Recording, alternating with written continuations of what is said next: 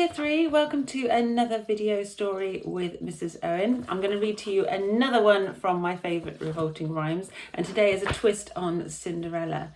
I hope you're all well and sitting comfortably and ready to go. Here we are. Cinderella. I guess you think you know this story. You don't. The real one's much more gory. The phony one, the one you know, was cooked up years and years ago and made to sound all soft and sappy just to keep the children happy. Mind you, they got the first bit right, the bit where, in the dead of night, the ugly sisters, jewels and all, departed for the palace ball, while darling little Cinderella was locked up in a slimy cellar, where rats who wanted things to eat began to nibble at her feet. She bellowed, "Help, and let me out!" The magic fairy heard her shout. Appearing in a blaze of light, she said, "My dear, are you all right?" "All right," cried Cindy. "Can't you see? I feel as rotten as can be." She beat her fist against the wall and shouted, "Get me to the ball! There's a disco at the palace, the rest have gone and I am jealous." Dodgy rhyme there, not sure about that one. "I want a dress, I want a coach, and earrings and a diamond brooch, and silver slippers, 2 of those, and lovely nylon pantyhose. Done up like that, I'll guarantee the handsome prince will fall for me."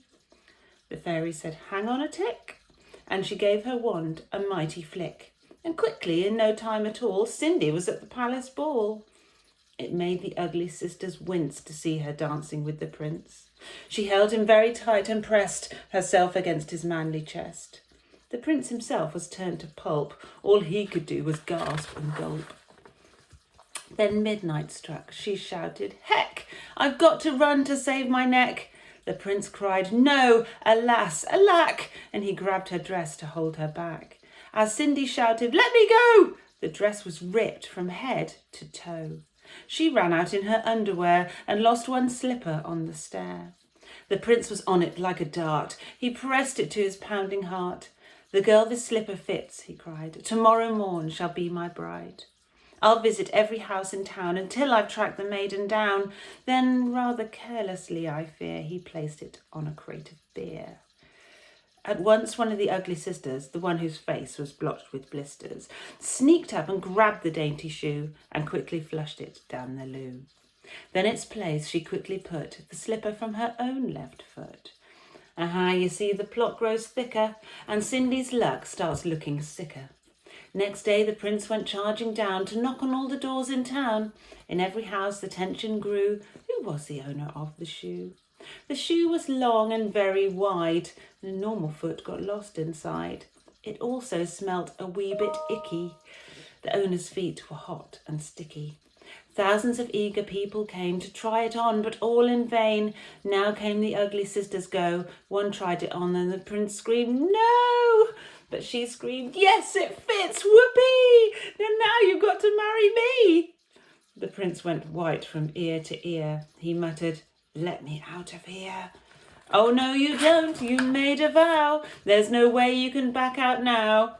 "Off with her head," the prince roared back, and then chopped it off with one big whack.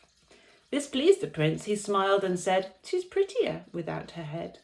Then up came sister number 2, who yelled, "Now I will try the shoe." "Try this instead," the prince yelled back. He swung his trusty sword and smack!